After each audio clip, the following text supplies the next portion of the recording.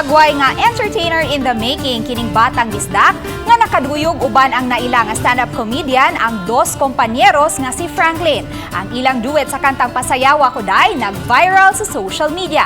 Ato silang ila-ilahon pinaagi sa report ni Mark Reggie Abella. Pasayaw ako day, Sayaw lang sa uban.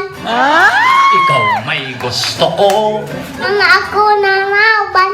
Pasayaw. Ang yanong family bonding lang unta nahimong masadya human adunay libre nga pasundayag kining music duo gikan sa Dakbayan sa Talisay. Daghan ang napaduyog samtang nagpahiyom sa nag-viral nga video sa music duo nga sila Baby Panpan ug Franklin Padayugdog sa dihang ilang giawit ang kantang Pasayaw Ako Day.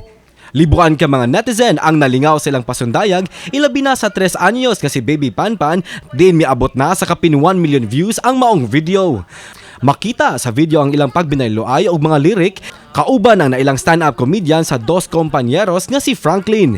Asoy ni Franklin nga wala siya magdahom atong gabiuna nga adunay mikuha kanila og video atol sa ilang family bonding.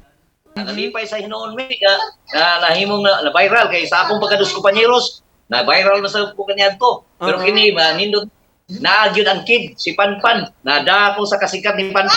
Di kalimod ang dakong tampo sa social media aron makadiscovery og mga talento sama nila Baby Panpan ug Franklin kay gumika niini silang duha #InstantSikat.